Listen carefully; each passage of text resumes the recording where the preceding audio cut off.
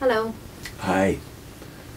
At the end of the last segment, Ray had talked about the most obvious fiction found in the whole range of published explanations of Scripture produced by the organization. What's the obvious fiction?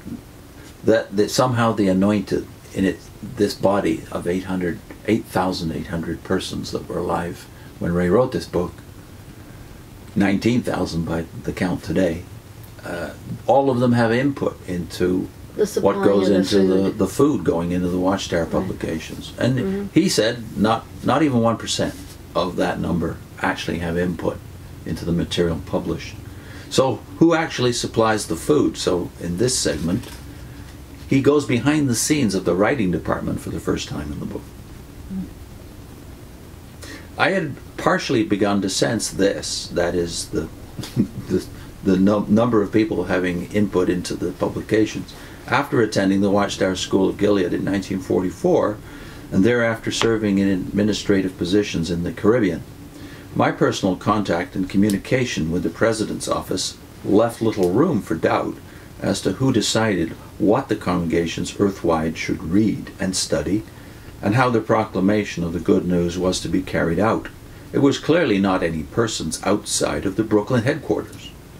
This was confirmed with greater definiteness when, in 1965, after being asked by the President, Nathan Knorr, to go to Brooklyn, I was assigned to be part of the writing department.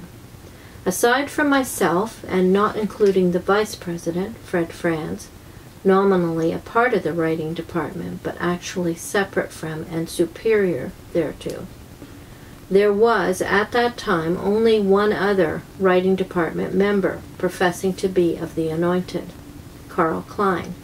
And in his footnote he mentions that not many assignments were actually given to Carl Klein because he wasn't a particularly good writer.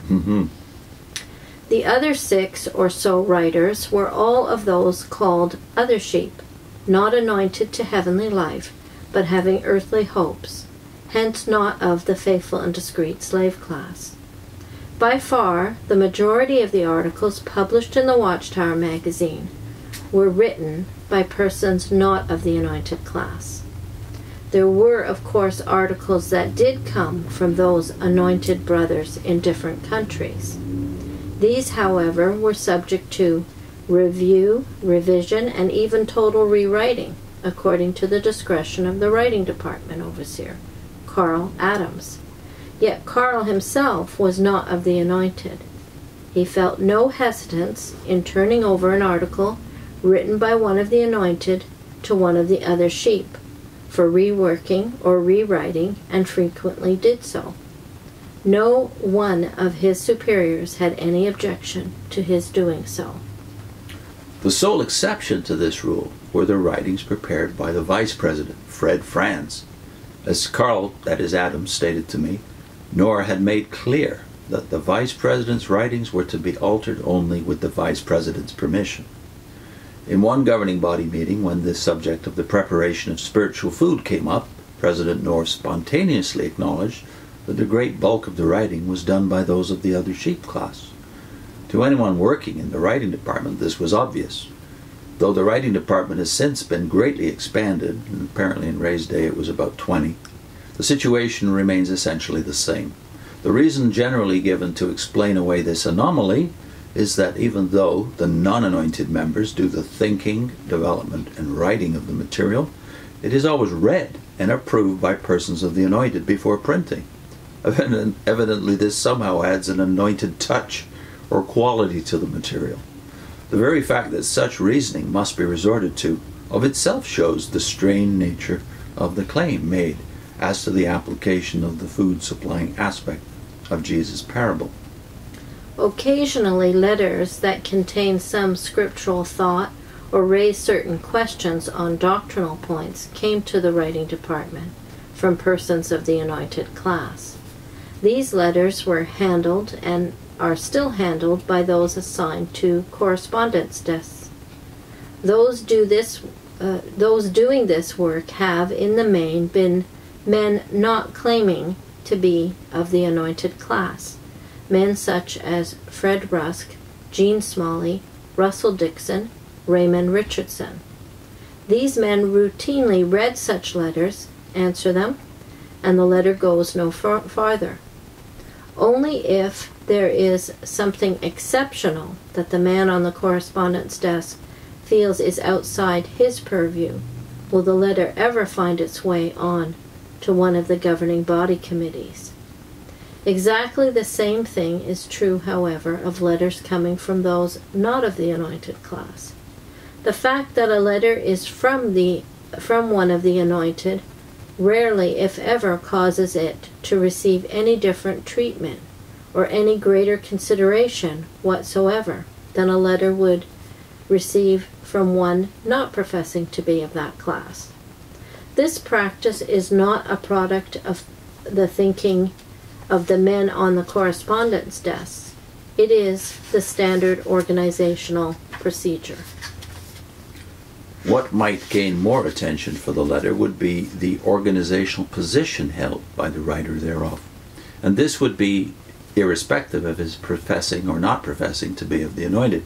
Thus, a letter from a district overseer or from a branch committee member would almost automatically be given special attention, though the writer was not of the anointed.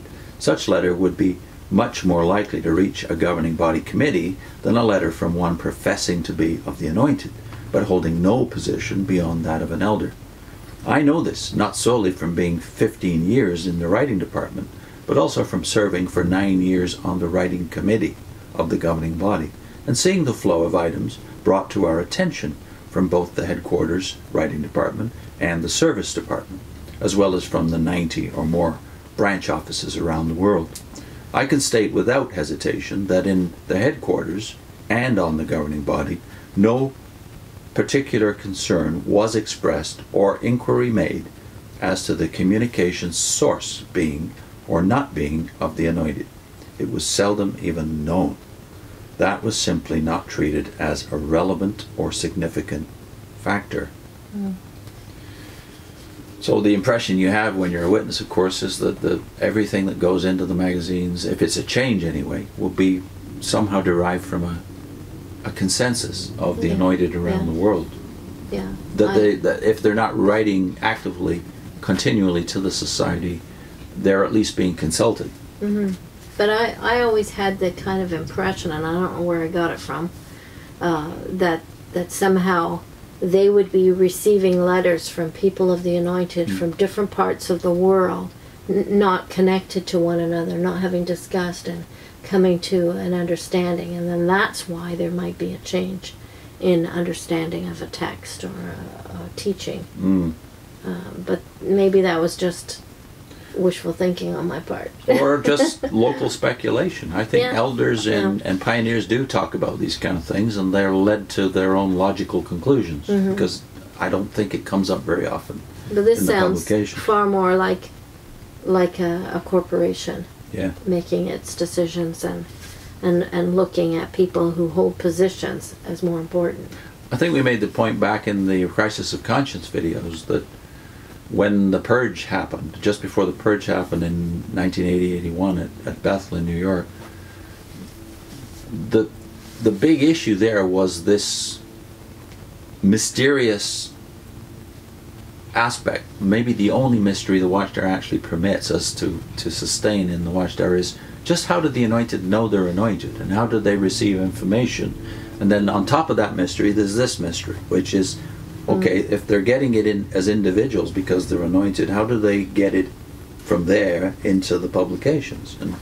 And I think you're just left to guess. Just like the only indicator you have if you're of the anointed is, well, there is a text in Romans 8 where it says, God bears witness with our spirit that we are sons of God, and beyond that it is mysterious. Yeah, and I think, like, at least in my day, I didn't want to be of the anointed. I mean, there was no specific appeal to me to go to heaven.